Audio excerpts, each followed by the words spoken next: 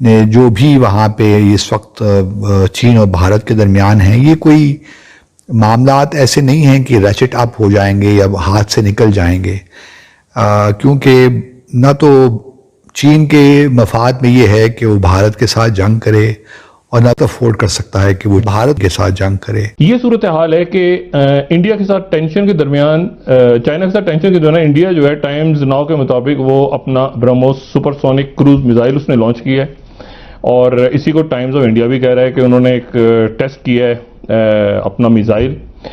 लेकिन जो तलखी है चाइना के साथ, वो तलखी खत्म नहीं हो रही। उस तलखी को अब किस तरह से वो खत्म होगी मैं नहीं जानता, लेकिन ECN.cn जो है उनकी एक साइट, वो ये बता रही है कि चाइना अपनी सबसे बड़ी एडवांस मेरी टाइम पेट्रोल वेसल को उसने, और ये शिप टेक्नोलॉजी जो दुनिया भर के जहाज़ों के बारे में, जो शिपिंग्स के बारे में जो बात करते हैं, वो कहते हैं कि सबसे बड़ी अपनी मैरीटाइम पेट्रोल वेसल उन्होंने समुद्र में उतार दी है। मतलब वो भारत नहीं है 62 वाला। अच्छा, इतनी बड़ी कन्फ्रंटेशन में आने में भारत से ज्यादा इस वक्त चीन को नुकसान होगा, और चीन को पता है, इस बात का एहसास हो रहा है। लेकिन इतनी बड़ी जब हाथी होती हैं तो वो फिर उनकी हरकत, जो मूवमेंट्स जो होती है बड़ी स्लोली होती हैं, और जब होती है फिर रोकना भी मुश्किल होता है, ये भी याद रखें। जैसे एक पहाड़ से ऊपर भारी पत्थर को लुढ़काना नीचे बहुत मुश्किल होता है, जब वो लुढ़क जाए नीचे तो उसको रोकना भी फिर नामुमकिन हो जाता है। तो ये वाली कैफियत है चाइना इंडिया के तल्लुकात हो। तो जंग का खतरा तो मैं नहीं देख रहा, टेंशन जरूर है, लेकिन चीन के भी अपने इक़्तिसादी मफादात हैं। वो कभी नहीं चाहेगा कि मामलात उस नहज तक पहुंच जाएं जहां उसकी अपनी इकोनॉमिक डेवलपमेंट है उसको कोई ज़ख्म पहुंचे। और फिर भारत एक बड़ी मार्केट है चीन के लिए, 400-500 मिलियन की मिडिल क्लास है वहाँ पे, तो एक बहुत बड़ी मार्केट है जिसकी चीन को ज़रूरत है। और अगर आप चीन और भारत के तिजारती ताल्लुकात देखें तो तकरीबन 80-90 बिलियन डॉलर का ट्रेड है जो कि चीन के फेवर में है।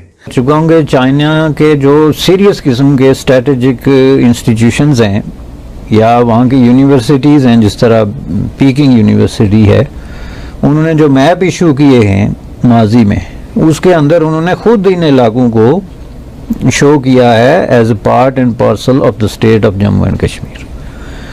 तो अब वो उसको state of Jammu and Kashmir का नाम नहीं ले रहे, उसको बीच से निकाल के तो बात कर रहे हैं कि नहीं जी ये लद्दाख चूँकि हमारा हिस्सा है with reference to Tibet, therefore India को जो है ये राइट नहीं पहुंचता कि इसको यूनियन टेरिटोरी करार दे।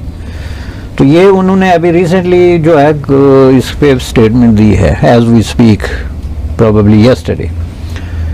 तो ये एक तरह का प्रोटेस्ट उन्होंने, जो मिनिस्ट्री ऑफ फॉरेन अफेयर्स का एक आदमी जो है उसने ये बयान दिया जिसके खिलाफ इंडिया ने प्रोटेस्ट किया है, और इंडिया ने इसको कहा है कि ये गलत स्टेटमेंट है, हम इसको नहीं मानते। और इसके जवाब में जो है उन्होंने जो 1959 के जो एग्रीमेंट हुआ, बॉर्डर एग्रीमेंट, उसके हिसाब से उन्होंने इसको कंडम किया है कि हम जो है इसको भी जो है एक तरफ रखते हैं। भारत जो है वो ब्लॉक डिप्लोमेसी नहीं करता, उसने कभी भी ब्लॉक नहीं बनाए। वो हमेशा उसकी कोशिश होती है कि जो, और तरीका भी यही है कि जो बाहमी दो तरफा ताल्लुकात हैं दुनिया के तमाम ममालिक के साथ वो बेहतर करें।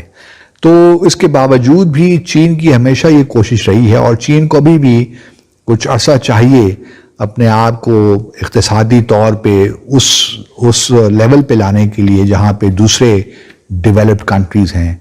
चीन अभी भी अपने आप को डेवलपिंग कंट्री ही कहता है, तरक्की पजीर मुल्क कहता है। तो इस वजह से, क्योंकि अभी भी वहाँ पे लिविंग स्टैंडर्ड ठीक है, उन्होंने पिछले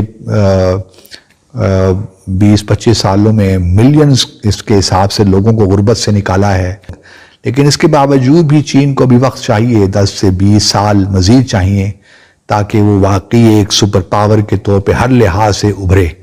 तो ये बात ऑब्वियसली यूएस के इंटरेस्ट में नहीं है, क्योंकि लोग अमेरिका को एक डिक्लाइनिंग पावर के तौर पे देख रहे हैं। तो ये भी कशमकश चलेगी, लेकिन मैं नहीं समझता कि चीन किसी तौर भी मामलात को उस सतह पर ले जाएगा जहाँ पे कहीं वॉर का ख़तरा हो, और चीन वॉर अफोर्ड नहीं कर सकता। इस वजह से इस रीजन में फ़िलहाल चीन और भारत के दरमियान तो कोई ख़तरा नहीं है एक्चुअल वॉर का। टेंशन रहेगी कुछ अरसा, लेकिन वो भी मामला ठीक हो जाएंगे मेरे ख्याल में। बिहाइंड द सीन्स काफ़ी इस वक्त कुछ हो रहा है भारत और चीन के दरमियान भी। तो फिर इलेक्शंस भी हो रहे हैं, यूएस में देखना है कौन वहाँ पे इलेक्ट होके आता है।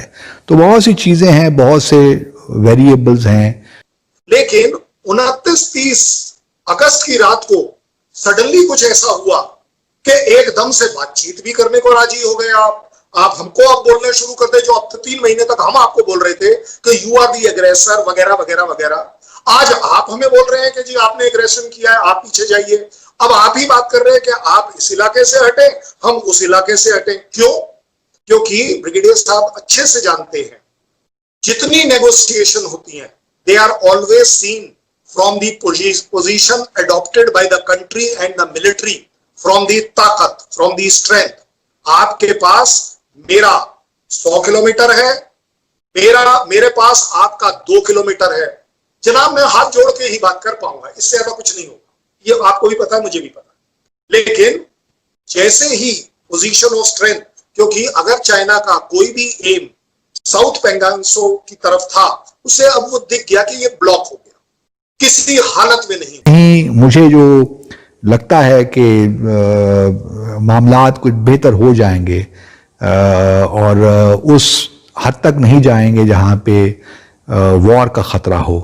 तो मैं ऐसा नहीं देख रहा। मैं समझता हूँ कि सिचुएशन अगले आने वाले कुछ हफ्ते महीनों में ठीक हो जाएगी और मामलात जो है सफारतकारी से किसी हद तक कंट्रोल में आ जाएंगे।